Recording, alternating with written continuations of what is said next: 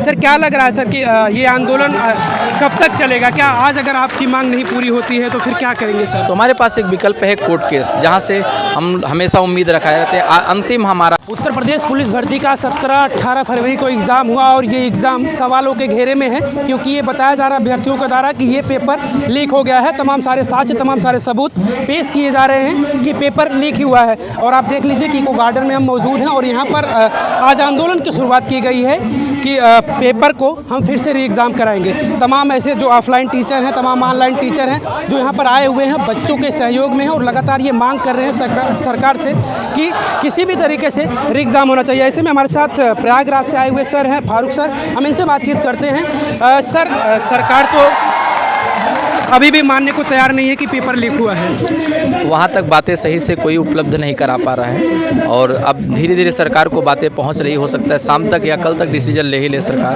क्योंकि हम लोगों ने साक्ष्य दिए हैं। क्योंकि 17 सेकंड का, 18 सेकंड का, 18 फर्स्ट का, इतने साक्ष्य हमारे पास स्वयं मौजूद, हमने लिए भी हैं। उसमें जो है पूरे साक्ष्य आज शाम को बोली है, आयोग ने मांगा है, जो यूपीपी की साइट है वहाँ पे मांगा गया है। तो हम लोगों ने साक्ष्य और बच्चों ने साक्ष्य पहुँचा दिया उन तक। उम्मीद करते हैं आज शाम तक डिसीजन आ जाएगा। सर क्या लग रहा है सर कि ये आंदोलन कब तक चलेगा? क्या आज अगर आपकी मांग नहीं पूरी होती है तो फिर क्या करेंगे सर? तो हमारे पास एक विकल्प है कोर्ट केस, जहाँ से हम हमेशा उम्मीद रखाए रहते हैं। अंतिम हमारा हथियार वही है, कोर्ट केस जो है। सुप्रीम हाई कोर्ट नहीं तो सुप्रीम कोर्ट, कहीं ना कहीं से जो है डिसीजन तो आएगा, क्योंकि नकल तो हुई है और ये साक्ष्य सरकार के पास भी पहुंच चुका हुआ है। जो यूपीपी की साइट है वहाँ बच्चों ने डाल दिया है, सभी लोगों ने डाल दिया है। जी बिल्कुल सर। तो नोटिस जारी किया भर्ती बोर्ड ने भर्ती बोर्ड ने नोटिस जारी किया है। उन्होंने प्रूफ मांगा है कि साक्ष्य मांगा है। जो भी साक्ष्य हो आप लोग दीजिए, एक बड़ी संख्या में आप लोग साक्ष्य दीजिए। जी, साक्ष्य बहुत, अभी तो आपने कल देखा होगा आज तक पे अरुण सर, रीजनिंग वाले सर ने साक्ष्य वहाँ तक पहुँचाए हैं। तो साक्ष्य उनके पास पहुँच गए हैं, आज शाम तक साक्ष्य पहुँच जाएंगे। क्योंकि वो पहले तो उनके जो लोग जानकारी नहीं थी, जैसे उनके विधायक हुआ या कोई भी थे, उन लोगों ने तो मना किया कि यह पेपर लीक नहीं हुआ, क्योंकि इसमें जो है राजनीतिक पार्टियां इन्वॉल्व हो गई ना, जबकि राजनीतिक पार्टियों से कोई लेना देना नहीं था, क्योंकि ये जो है गरीब छात्र को हितों की बात थी।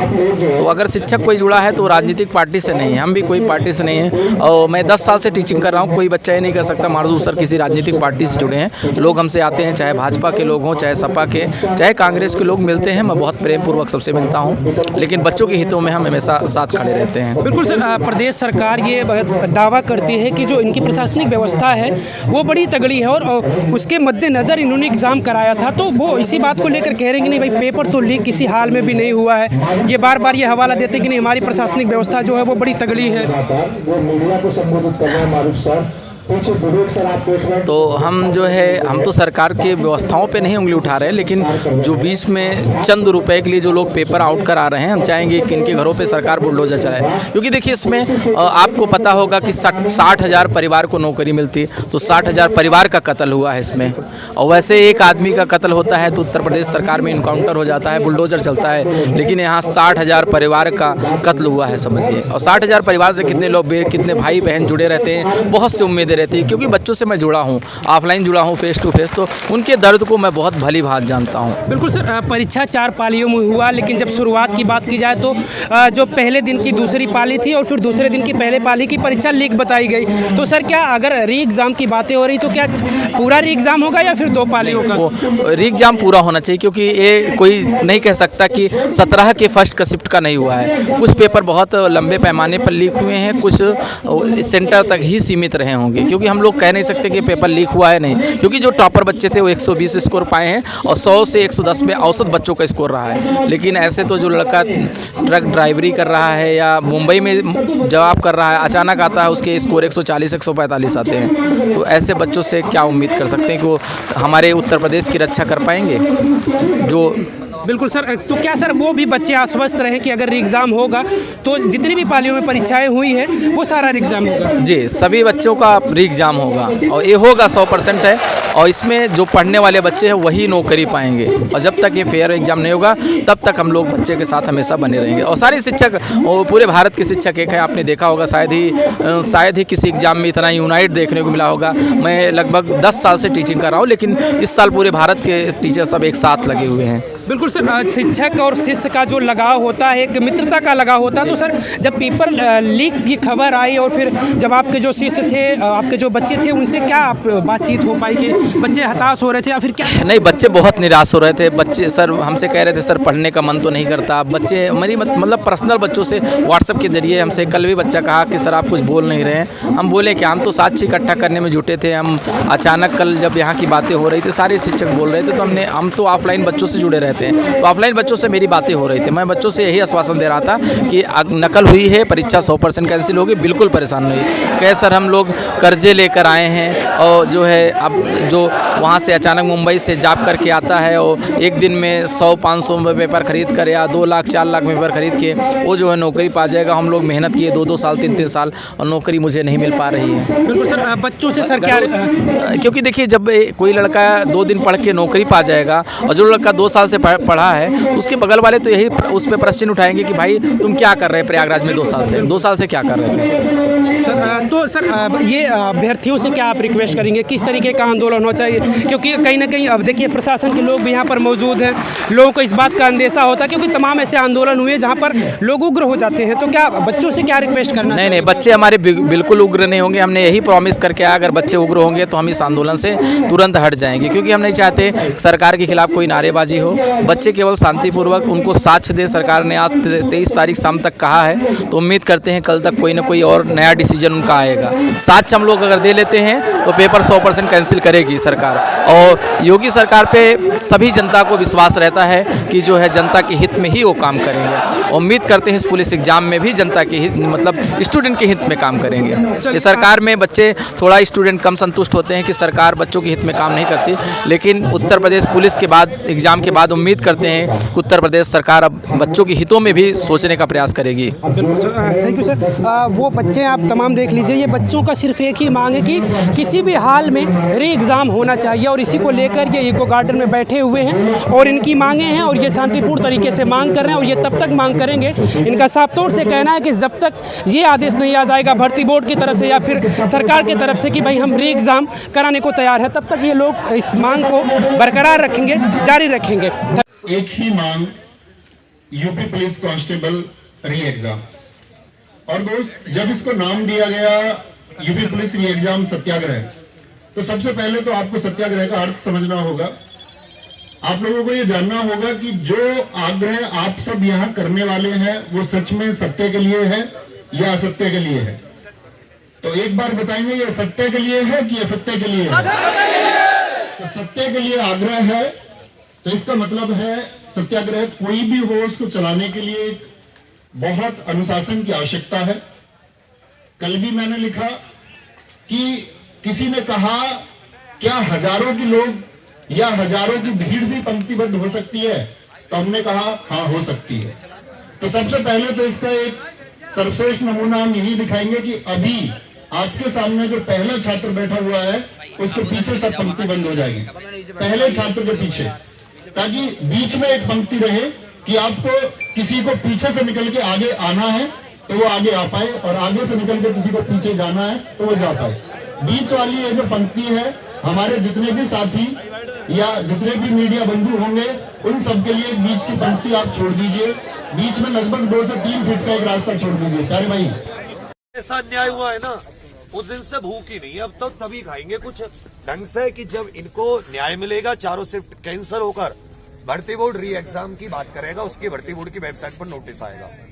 ये सूरज देवता को उठते हुए कसम खा ली है कि ये इनके जीवन में नया प्रकाश लाएगा। तो अभी जो है कहाँ से स्टूडेंट्स आए हैं? उत्तर प्रदेश का कोई जिला हो, किसी भैया आप कहाँ से हो? मैं अपने आप पूछ रहा हूँ।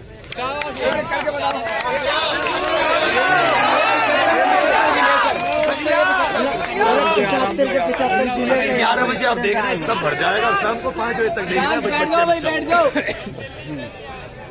बैठो भाई बैठो। लोग भी है तो आप लोगों ने हम इनको थोड़ा मैनेज करने के, इनको परेशान ना हो, ये बच्चे हैं अभी, तो इनको थोड़ा प्रबंधन कर दें। तो 2-3 दिन पहले से ही यहाँ पर स्टूडेंट्स आने लगे, तो क्या व्यवस्था है रहने का, खाने का? कुछ नहीं है सर, ये अपने आप स्वयं अपने दम पे आज भूखे प्यासे ही मर जाएंगे, ये अपना हक लेके जाएंगे। ये सोच के आए ना, इनके लिए कुछ ऐसा यही है जो व्यवस्था जो तुम्हें दिख रही है, तो सर धरना कब से शुरू हो रहा है? भाई सारे स्टूडेंट एक बार प्लीज। ऑलरेडी क्या मैसेज है स्टूडेंट को जो आगे आने वाले पहुंचने वाले? इस बात की क्या गारंटी है, ऐसा कौन सा उपकरण है इस आईटी सेल के पास जो ये बता दे कि ये जो प्रश्न पत्र है सीन होने के बाद कितनी जगह शेयर किया गया है? इस बात की कोई गारंटी नहीं है, ना ऐसा कोई माध्यम है कि कितनी जगह शेयर हुआ। क्या वह लाखों छात्रों तक शेयर नहीं किया गया? क्या 18 की सेकंड शिफ्ट का पेपर पाने वाले छात्र जो 145 क्वेश्चन कर जाते हैं, क्या उन छात्रों की संख्या 60,244 से ज्यादा नहीं हो सकती? हो सकती है। और अगर उनकी संख्या 60,244 से ज्यादा हो सकती है तो किसी शिफ्ट को सरकार यदि ये बोले कि ये पहली शिफ्ट, इसका कोई साक्ष्य नहीं मिला या इसका कोई साक्ष्य नहीं मिल पा रहा है, एक ठोस साक्ष्य नहीं है, तो क्या सरकार इस बात की अनदेखी करेगी कि एक शिफ्ट में 60,244 से ज्यादा छात्र सफल हो जाएंगे? क्या पहली शिफ्ट के जो छात्र परीक्षा दे करके आए उनके प्रदर्शन पर प्रभाव नहीं पड़ेगा? बिल्कुल पड़ेगा। क्योंकि क्या सरकार ऐसी कोई गारंटी दे सकती है कि पहली शिफ्ट के जो नॉर्मलाइजेशन होंगे उन बच्चों को इतने मार्क्स मिलेंगे कि सेकंड शिफ्ट में जो धांधली करके आए हैं उनके बराबर होंगे? नहीं दिया जा सकता। तो सूरज निकले या सूरज डूबे, सुबह हो या शाम, हमारी एक ही मांग, री एग्जाम, री एग्जाम, री। तो बस एक ही मांग को लेकर के साथ ही चलेंगे। सारे अध्यापक वर्ग ने पहले बहुत सारे आंदोलन चले होंगे, बहुत सारे आंदोलनों में अध्यापक वर्ग एक साथ हुआ है। इस बार भी आप देख पा रहे हैं, इस शायद बहुत सारी चीजें गोपनीय होती है, आप सब लोग एक राय बनाते हैं उस गोपनीयता को लेकर के जिसके बारे में आपको कोई वास्तविकता नहीं होती, लेकिन आपकी उस राय का स्वागत है क्योंकि आपका एक दुख है, आपका एक दर्द है, और एक दुख और दर्द के लिए छात्र एक नेतृत्व चाहता है। और इस पूरे अध्यापक वर्ग का मैं फिर से आभार करूंगा विवेक सर का, उन्होंने अपनी जान जोखिम में रख के इस मांग को आपके लिए उठाया है।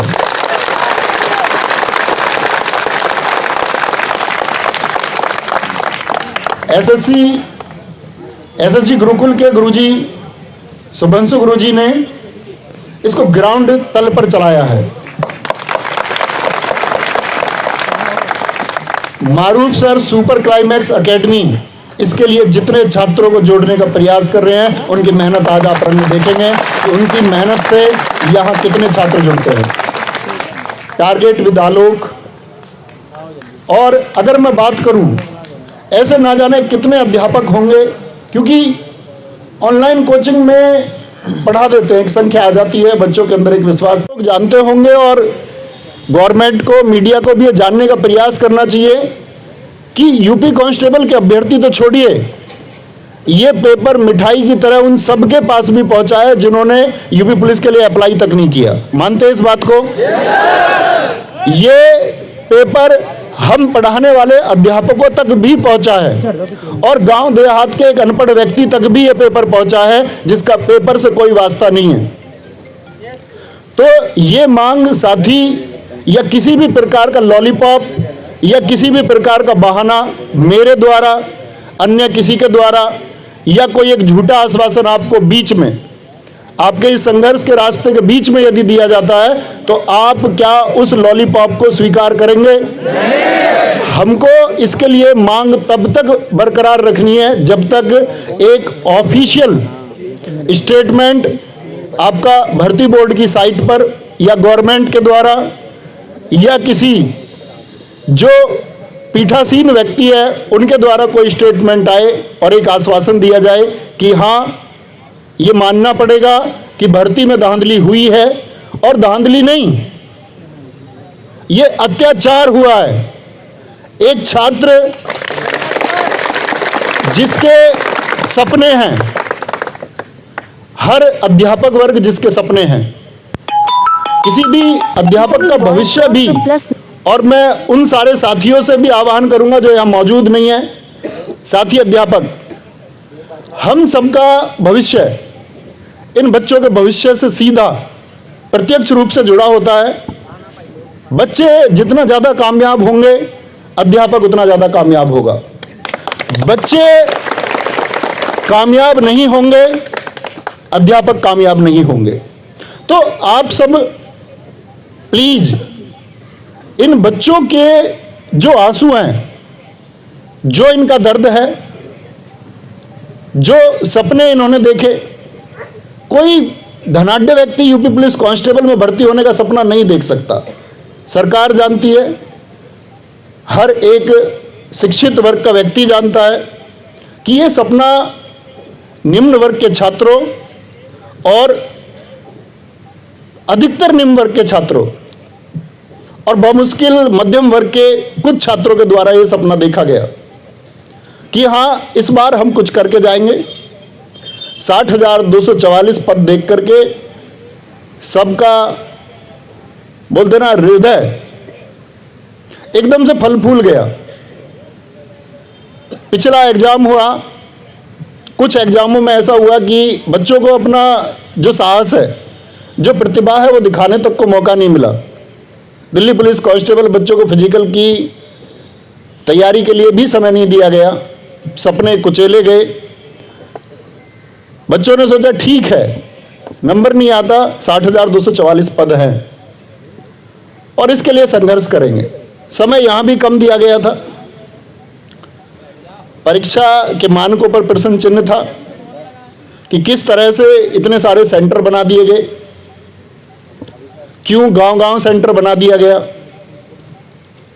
लेकिन परीक्षा हुई और सेंटर में आप सब लोगों ने देखा होगा कि शिकायतें ना के बराबर हैं। लेकिन अगर इतनी चाक चौबंद व्यवस्था के बाद भी पेपर उस एक पिछली पंक्ति में बैठे हुए उस व्यक्ति तक भी पहुंच जाता है जिसका परीक्षा से कोई सरोकार नहीं है, तो धिक्कार है ऐसी व्यवस्था पर। और साथ ही धिक्कार है ऐसी व्यवस्था पर जिस पर या जिसमें व्हाइट जैकेट पहने हुए आप सबने भी देखा होगा एक पत्रकार को, उसने कहा है कि जी, एक प्रश्न किया कि जिस ग्रुप में ये पेपर शेयर हुआ कितने लोगों ने उसको सीन किया। क्या ये मूर्खता से भरा सवाल नहीं है? क्या ये आप सब लोगों से हाथ जोड़कर रिक्वेस्ट है, बीच वाली पंक्ति जोड़ देंगे और सब लोग एक दूसरे के सिर से सिर मिला के बैठेंगे। देखो भाई, ऐसा तो आपकी कोई प्रेजेंस जाएगी उसका कोई अर्थ नहीं है, क्योंकि सब लोगों की एक ही डिमांड है कि परीक्षा फिर से होनी चाहिए। और परीक्षा फिर से क्यों होनी चाहिए? परीक्षा फिर